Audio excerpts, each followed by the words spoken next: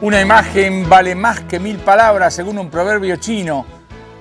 Hay imágenes, otra que 1000 palabras, millones de palabras. De China vamos a hablar a lo largo de este programa, o durante este programa, a propósito de una visita que hizo un argentino tratando, ya nos va a explicar. Pero bueno, esa imagen, ¿para qué voy a decir más cosas? Dos cositas antes de ir al programa de hoy, al empezar con el primero de mis invitados. En primer lugar, señor director, le muestro una joyita. Llegó la solución para todos los problemas. Incompletísimo diccionario de economía. Si usted ve este programa, está habituado a esto. Volumen cuarto, lo acaba de publicar la editorial Maki. Los 3 primeros volúmenes que los publicó la editorial El Cronista, lamentablemente están agotados. Trate de ir a la librería, no arme escándalo, no se trata de empezar con escenas de pugilato, colas de varias cosas, nada, es una cosa normal. Y la última, quiero hacer una recomendación, porque hace un par de semanas estuve viendo ART, A-R-T. Y lo menciono porque la otra vez hablé bien de una película y dije, ¿qué película? Al final no había dicho cuál era el título. Vi Art. Ricardo Darín, Oscar Martínez y Germán Palacios. La idea me pareció muy linda y la apuesta, la realización. Estos 3 muchachos son 3 actorazos realmente fenomenal. Se la recomiendo de todo corazón. Bien, voy al primero de mis invitados. Usted va a tener en cámara, si Dios quiere, a Rodolfo Santangelo. ¿Por qué?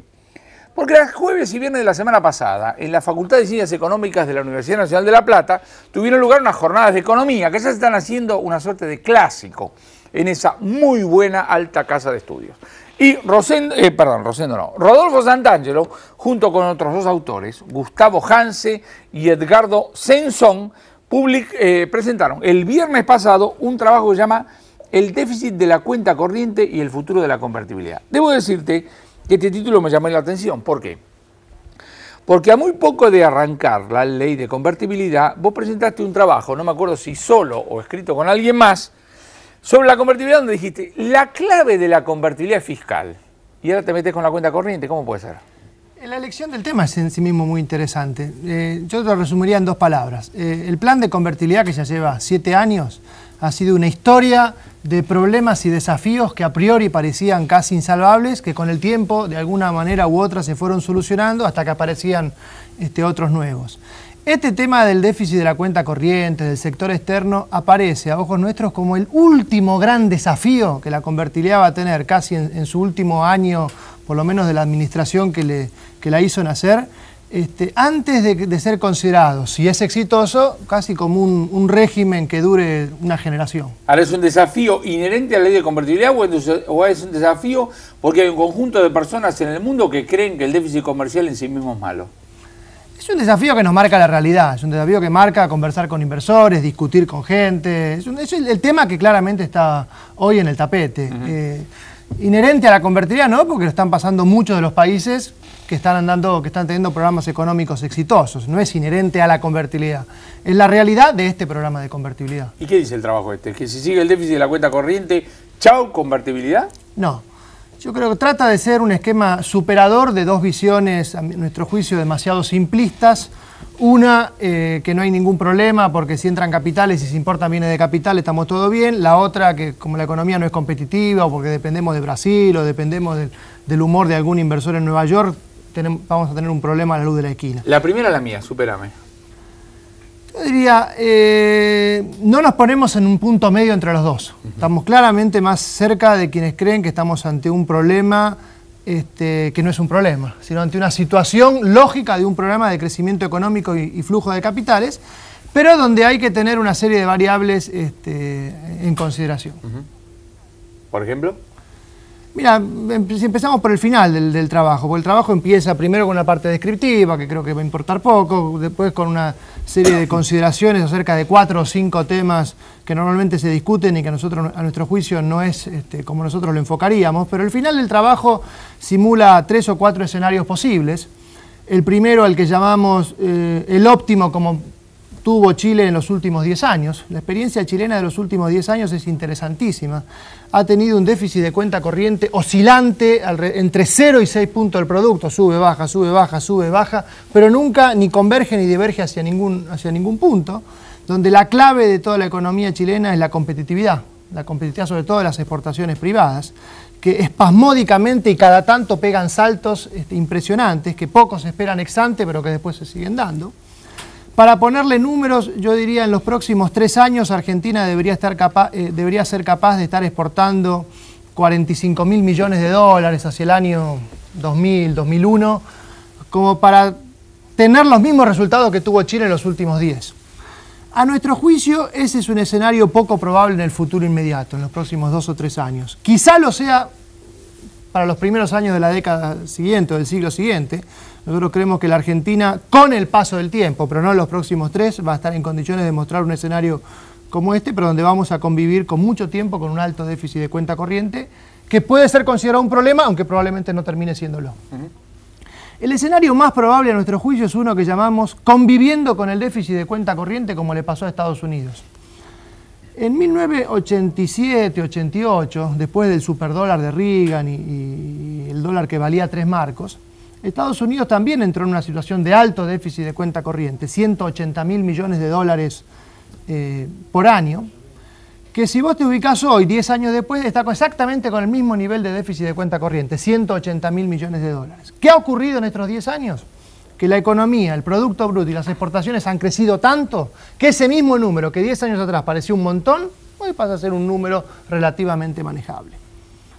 El tercer escenario, al que le asignamos menos probabilidades, pero que puede llegar a ser uno a tener en cuenta, es si la Argentina llega a necesitar una recesión purificadora, una recesión depuradora. ¿Será necesario que en algún momento del futuro cercano, el año que viene, dentro de 2, dentro de 3, tengamos un año donde la economía no crezca de manera tal de que los empresarios, que en épocas recesivas no tienen más remedio que salir a exportar, parece que cuando la economía interna está muy caliente, muy activa, como que se olvidan de que hay un sector externo?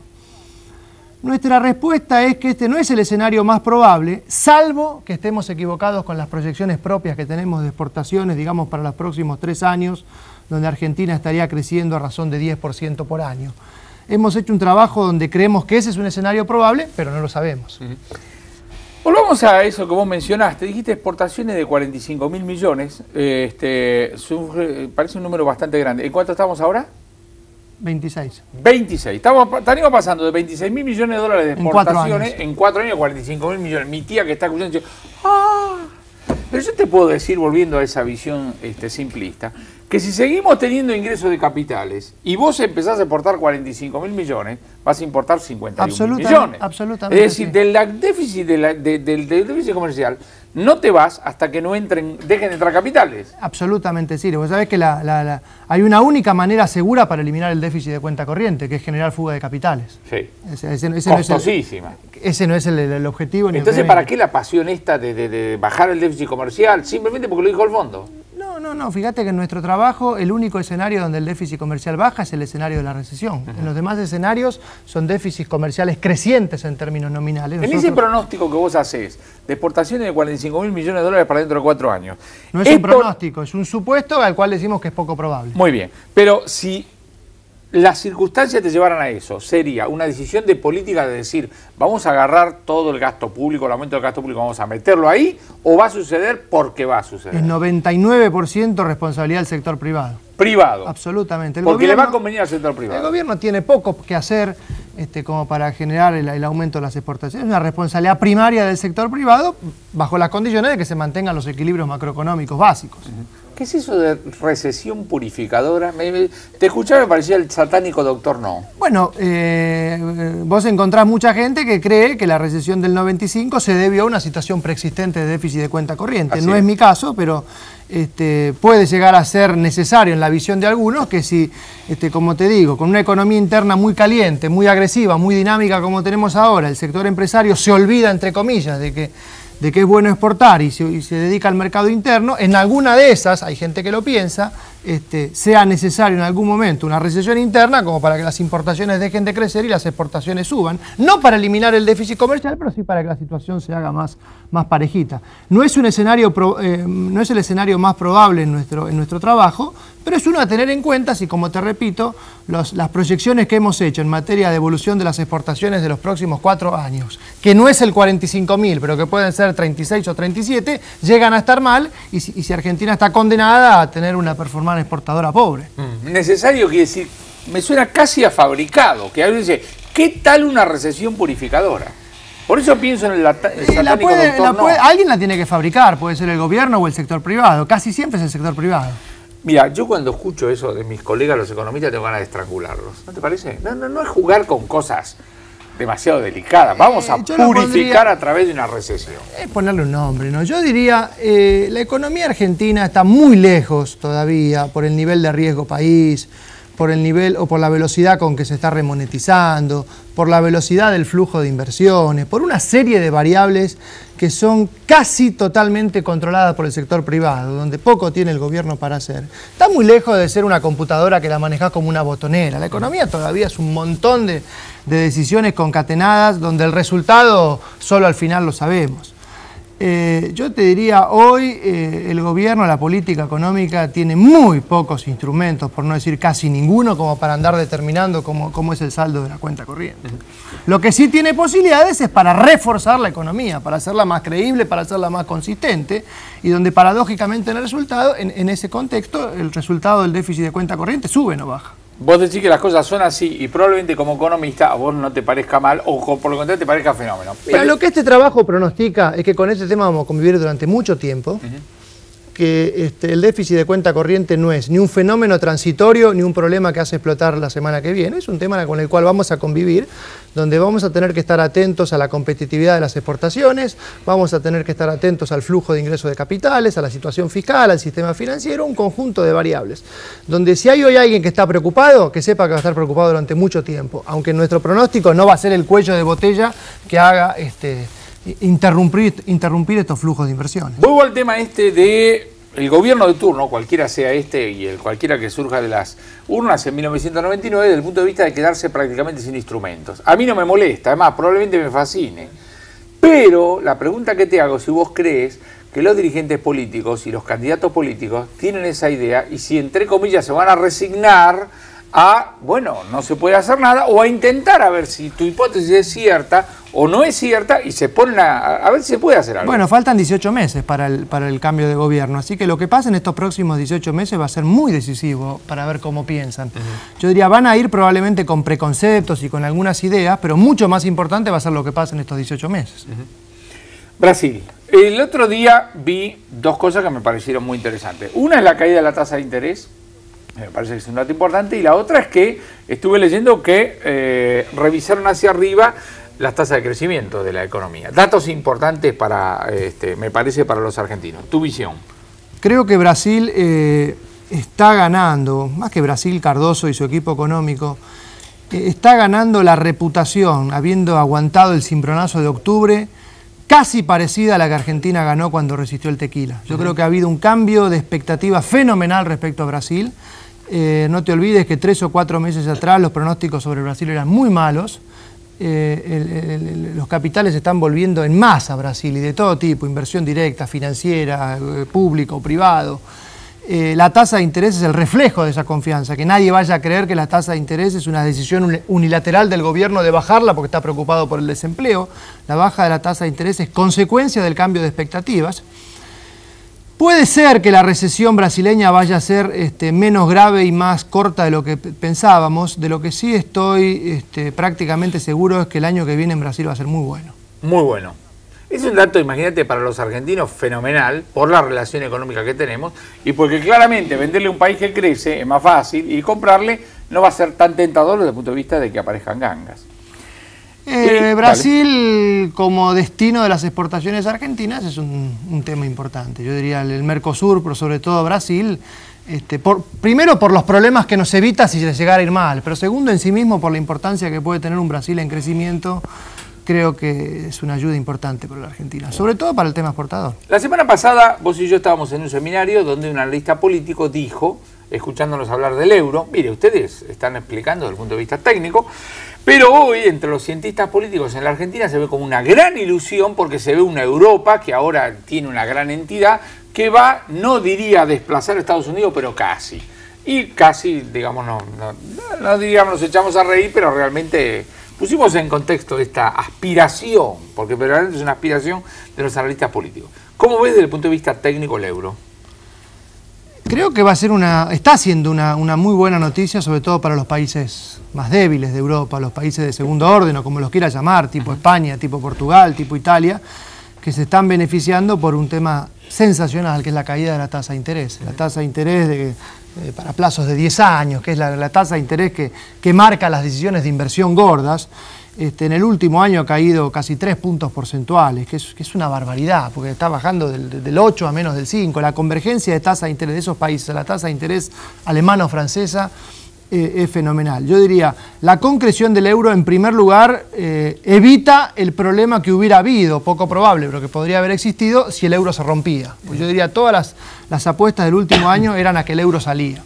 En segundo lugar, en sí mismo es un tema interesante. Yo creo que para la Argentina hasta nos ayuda conceptualmente, porque Europa está entrando en un gran sistema de convertibilidad, donde, como decía yo el otro día, mitad en serio, mitad en broma, países como Portugal o Austria están solucionando su problema de déficit de cuenta corriente que vienen arrastrando de hace un par de años, simplemente por el hecho de que esos países como entidad económica dejan de existir. A partir de la introducción del euro, esos países no tienen más déficit de cuenta corriente, porque lo que se mide es el resultado de cuenta corriente de Europa. Bueno, eso era realmente gracioso, porque vos lo que estás diciendo es que ahora el déficit de lo que pueden ser exportaciones o importaciones de Portugal a España ya no es parte de un tema, entre comillas, externo. Es como vender de Buenos Aires a Salta.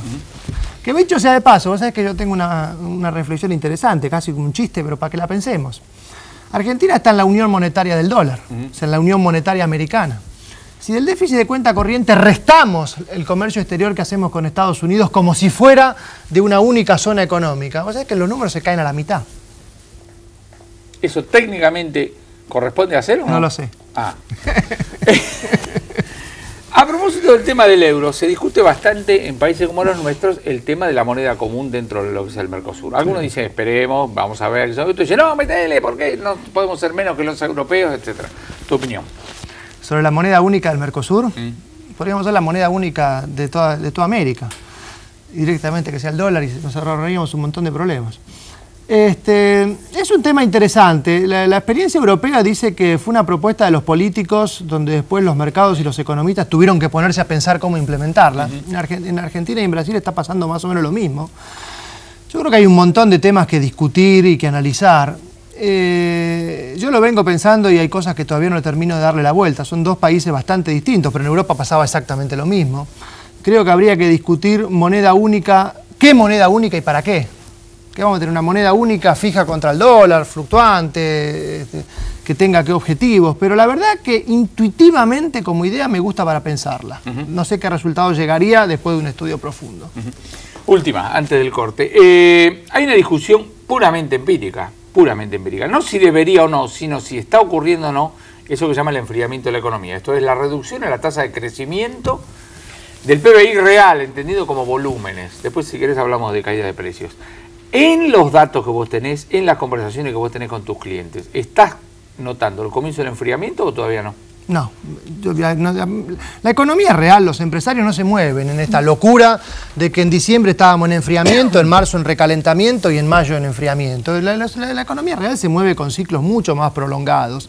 No te voy a decir que es como un transatlántico que cuesta moverlo, pero la economía sigue con un buen nivel de demanda interna, sin ningún tipo de excesos, equilibrada, yo te diría. Pero con buen crecimiento. Te agradezco mucho. Señor director, le presto a las cámaras 90 segundos, así vuelve a pasar los 5 goles. No, haga realmente lo que quiera. 90 segundos y volvemos aquí a Momento Económico.